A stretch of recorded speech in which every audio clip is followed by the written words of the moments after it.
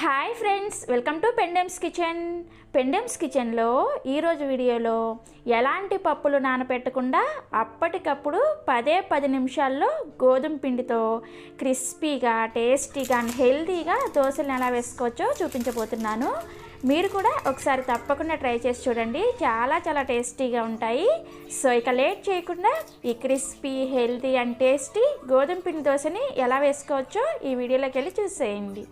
ఈ దోశల పిండిని ప్రిపేర్ చేసుకోవడానికి ఫస్ట్ ఇలా ఒక మిక్సీ జార్ని తీసుకొని అందులోకి 1 కప్పు గోధుమ పిండిని వేసుకోండి. తర్వాత ఇందులోకి 1/2 కప్పు బొంబాయి రవ్వని వేసుకోండి. దీన్నే ఉప్మా రవ్వ, సూజీ అంటారు కదా, దాన్ని వేసుకోవాలి. అండ్ అలానే 1 టేబుల్ స్పూన్ శనగపిండిని వేసుకోవాలి. ఇలా శనగపిండిని వేసుకోవడం వలన దోశ మనకి మంచి కలర్లో వస్తుంది అనమాట. మీరు వద్దు అనుకుంటే స్కిప్ చేసేయచ్చు. నెక్స్ట్ ఇందులోకి 1 టేబుల్ స్పూన్ బియ్యం పిండిని వేసుకోండి. ఇలా బియ్యం పిండిని వేసుకోవడం వలన మనకి దోశ అనేది ఎక్స్ట్రా క్రిస్పీనెస్ వస్తుంది అనమాట. నెక్స్ట్ ఇందులోకి 1 టీ స్పూన్ పంచదారని వేసుకోండి. ఇలా పంచదారని వేసుకుంటే దోశ టేస్ట్ చాలా బాగుంటుంది అండ్ కలర్ కూడా బాగా వస్తుంది అనమాట. మీకు ఒకవేళ పంచదార వేసుకోవడం ఇష్టం లేకపోయినా సరే స్కిప్ చేసేయచ్చు. నెక్స్ట్ ఇందులోకి బాగా పులిసిన పెరుగుని 1 అరకప్పు వేసుకోండి. ఇలా పులిసిన పెరుగుని వేసుకోవడం వల్లనే మనకి దోశ అనేది పర్ఫెక్ట్గా వస్తుంది అనమాట. మీ దగ్గర ఒకవేళ పులిసిన పెరుగు లేకపోతే కమ్మటి పెరుగునైనా వేసుకోండి, దోశ టేస్ట్లో కొంచెం డిఫరెన్స్ ఉంటుందన్నమాట. నెక్స్ట్ ఇందులోకి 1 కప్పు నీళ్ళను వేసుకోండి.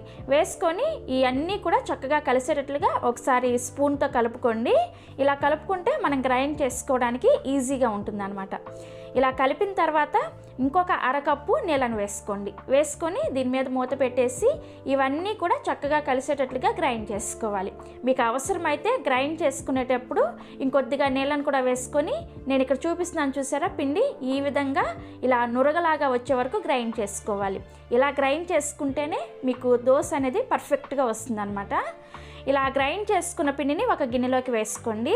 వేసుకొని దీని మీద మూత పెట్టేసి ఈ పిండిని జస్ట్ 5 నిమిషాల పాటు పక్కన పెట్టేసుకోండి.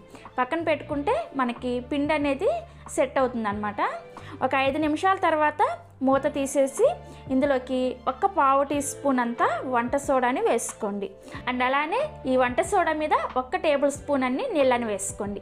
వేసుకొని ఈ వంట సోడా ఈ పిండిలో చక్కగా కలిసేటట్లుగా బాగా కలుపుకోవాలి. ఇలా వంట సోడా పిండిలో అంతా కూడా చక్కగా కలిసేటట్లు కలుపుకున్న తర్వాత ఇందులోకి మీ రుచికి సరిపడా ఉప్పుని వేసుకోండి. ఉప్పును కూడా వేసుకొని ఈ ఉప్పు కూడా పిండిలో కలిసేటట్లుగా చక్కగా కలుపుకోవాలి. కలుపుకున్న తర్వాత ఈ పిండి కన్సిస్టెన్సీ ఎలా ఉండాలో మీకు దగ్గరగా చూపిస్తున్నాను చూసారా, ఇలా నురగలాగా ఉండాలి అండ్ గరిట జారుగా ఉండాలన్నమాట. ఇలా ఉంటేనే మీకు దోశ అనేది పర్ఫెక్ట్గా నేను చూపించబోయే విధంగా వస్తుంది అనమాట. సో మనకి దోశల పిండి రెడీ అయిపోయింది. ఇప్పుడు వెంటనే దోశలను వేసేసుకుందాం. ఈ దోశలను వేసుకోవడానికి స్టవ్ ఆన్ చేసి దోశల పెనాన్ని పెట్టుకొని మీడియం ఫ్లేమ్లో వేడి చేసుకోవాలి. ప్యాన్ అనేది మరీ ఎక్కువగా వేడి చేసుకోవద్దు, జస్ట్ మీడియంగా వేడి చేసుకోవాలి. మీడియంగా వేడైన పెను మీద ఇలా కొద్దిగా నీళ్ళని చిలకరించుకొని టిష్యూ పేపర్తో కానీ లేదంటే కాటన్ క్లాత్తో కానీ క్లీన్ చేసేయండి. ఇలా నీళ్ళని చిలకరించుకోవడం వల్ల మనకి ప్యాన్ అంతా కూడా ఒకటే వేడిగా వస్తుంది అనమాట. అప్పుడు దోశ వేసుకుంటే మీకు పలుచగా వస్తుంది అనమాట. సో ఇలా క్లీన్ చేసిన తర్వాత మంటని ఖచ్చితంగా లో ఫ్లేమ్లోకి పెట్టుకొని మనం ప్రిపేర్ చేసుకున్న పిండిని ఇలా ఒక గరిటెడు వేసుకొని ఈ దోశని మీకు ఎంత పలుచగా కావాలంటే అంత పలుచగా స్ప్రెడ్ చేసుకోండి. ఎంత పలుచగా కావాలంటే అంత పలుచగా స్ప్రెడ్ అవుతుంది అనమాట. ఇలా దోశని వేసుకున్న వెంటనే మాత్రం మంటని మీడియం ఫ్లేమ్లోకి పెట్టుకోవాలి. మీడియం ఫ్లేమ్లోకి పెట్టుకొని దోశ పైన పిండంతా కూడా ఉడికే వరకు ఉడికించుకోవాలి. దోశ పైన పిండంతా కూడా ఉడికిన తర్వాత 1 టీ స్పూన్ నూనెని కానీ లేదంటే నెయ్యిని కానీ వేసుకోండి. వేసుకొని దీన్ని దోశ అంతా కూడా ఇలా ఈవెన్గా స్ప్రెడ్ చేసుకోండి.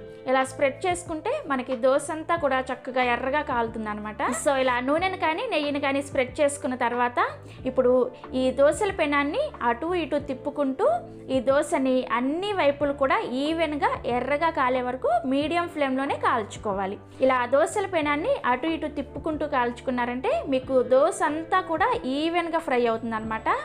లేదంటే మీకు దోశ మధ్యలో మాత్రమే చక్కగా ఎర్రగా వస్తుంది, అంచులు మాత్రం తెల్లగా ఉండిపోతాయి, క్రిస్పీగా రావన్నమాట. సో అందుకని ఈ విధంగా కాల్చుకోండి.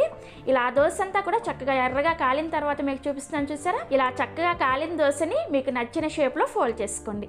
చూసారా దోశ ఎంత కలర్ఫుల్గా ఎంత క్రిస్పీగా వచ్చిందో, టేస్ట్ కూడా చాలా అంటే చాలా బాగుంటుంది. ఇదే విధంగా మిగిలిన పిండితో కూడా దోశను వేసుకోవడమే. కానీ రెండవ దోశను వేసుకునేటప్పుడు కూడా ప్యాన్ మీద కొద్దిగా నీళ్ళని చిలకరించుకొని టిష్యూ పేపర్తో క్లీన్ చేసుకున్న తర్వాత మాత్రమే దోశను వేసుకోండి. మీరు డైరెక్ట్గా అలా వేసేసారంటే మీకు రెండో దోశ అనేది కొద్దిగా మెత్తగా వచ్చేస్తుంది అనమాట. సో అందుకని ప్రతిసారి కూడా దోశ వేసుకునే ముందు ప్యాన్ని క్లీన్ చేసుకుని వేసుకున్నారంటే మీకు అన్ని దోశలు కూడా క్రిస్పీగా ఇదే విధంగా ఇదే కలర్తో వస్తాయన్నమాట. సో చూసారు కదా ఎంత సింపుల్గా 10 నిమిషాల్లో హెల్దీగా అండ్ టేస్టీగా గోధుమ పిండితో దోశలను ఎలా వేసుకోవచ్చో. చాలా అంటే చాలా టేస్టీగా ఉన్నాయి. ఈ దోశల్ని మీకు నచ్చిన ఏ చట్నీతో సర్వ్ చేసుకున్నా కానీ చాలా చాలా బాగుంటాయి. మీరు కూడా తప్పకుండా ట్రై చేయండి. ట్రై చేసిన తర్వాత టేస్ట్ ఎలా ఉందో కింద కామెంట్ సెక్షన్లో నాతో షేర్ చేసుకోండి.